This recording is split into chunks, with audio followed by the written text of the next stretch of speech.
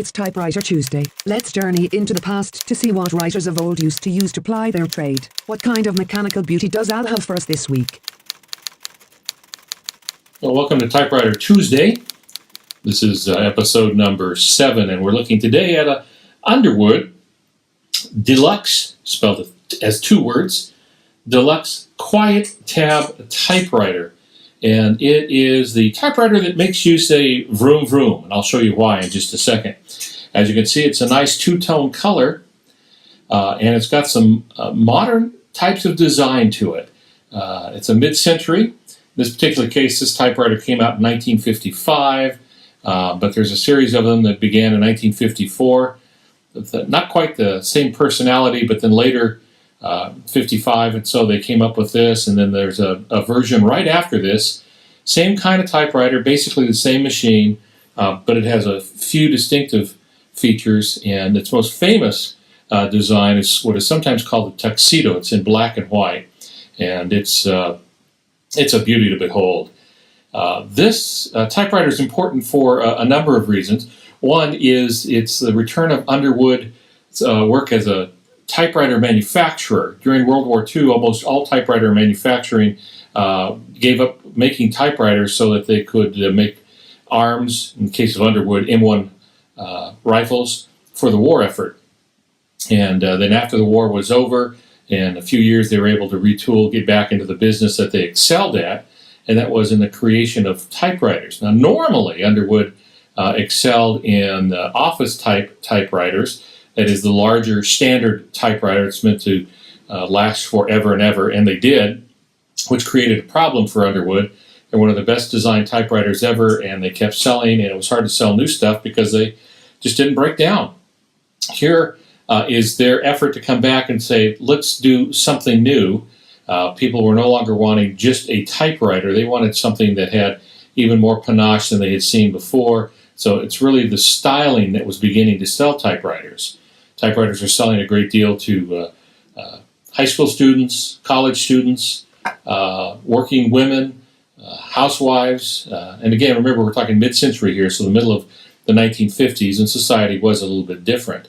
Now, what makes this typewriter especially unique is its lines, its form, as opposed to its function.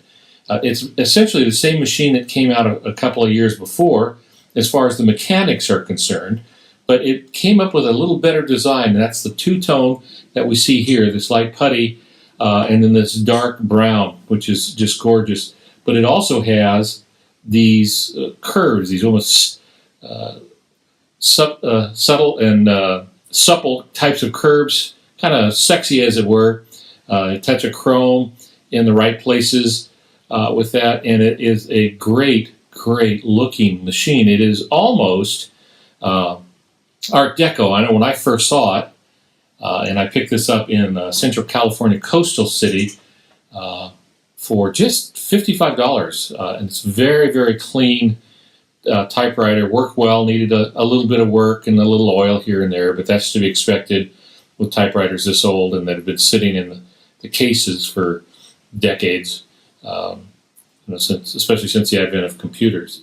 As you can see, even the paper holders have these little curves to it. So it's very much designed to please the eye, not just crank out letters or manuscripts. In the back, we have margin settings that are easy to reach, even if you have to reach over the top to get to them. Very easy to move. It's very good design all the way around. It has everything that you need as far as being able to release the carriage and move it back and forth with this, or to release the roller, which is actually on the other side here with the button. Ribbon reverse knob. It's just more like a switch. So you just move back and forth, and it changes which direction the ribbon is spooling, from right to left or left to right. And again, these lines really catch the eye with that, and it's been suggested, and it's probably correct, that the designs are based on mid-century automobiles. For example, here is a 1954 Jaguar, and you can see some of that same curviness at the front and at the back. So it's reminiscent of that, and maybe just harkening back a little bit to Art Deco, but mostly it's mid-century modern. when cars and everything else were becoming space age, and that was the real mover and seller of the day. So it has a standard keyboard. The keys are close to perfect. Underwood made great typing typewriters. Sometimes collectors call them typers. That is, they're easy to use, that's responsive. The action, that is how far you have to push the key down before it'll strike the ribbon and the paper. The action is good, the return is good, all of that. So it becomes a pleasure to type. It's styling from beginning to end, and one of the most impressive things that people like about this, which is going to be hard to see on the video, but up here there is a logo. It looks like a pair of wings, and it says Deluxe. Deluxe as in two words, D-E and then L-U-X-E. Quiet Tab is the name of the typewriter, the model with that, but it has that gold badge at the top, which is just really impressive, and it gives you the impression that you're buying a very expensive typewriter. It works, again, very well, very easy to set up. The return is magnificent in the design. It has no number one, not unusual in portable typewriters. You still have to use the L key to be able to do that, but it has a full set of numbers after that. Plus it has on-keyboard clearing and setting of tabs, as well as, of course, the tab and margin release. 1955, this came to me, again, as a purchase in Cayucas, California, a central coastal city. A little dirty, not bad, though. A little cleanup and oil, and it just works great. It is a gorgeous thing to see. Now, I do have a complaint, and the complaint is this. I hate the font. As you can see, the font is unusual for a typewriter.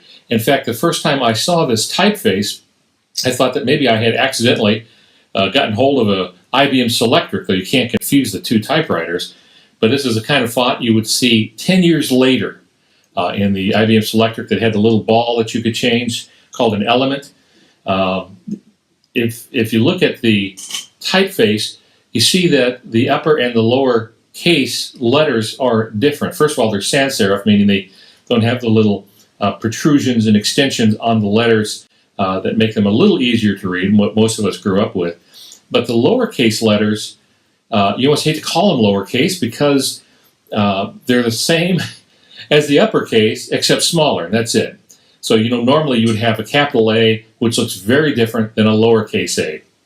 In this case, with this type font, which I believe, and I've not been able to track this down, so if you have some better typewriter kung fu than I do, and you can figure out why this one model has this, and I've not seen it in any other model of this typewriter, has sometimes called a Gothic font, and that is it's almost computer-like. So that's kind of interesting. But when you type with it, it's the more characters per inch. That is a smaller type, the Elite type. I think it's a little difficult to read, but nonetheless, it does make it unique.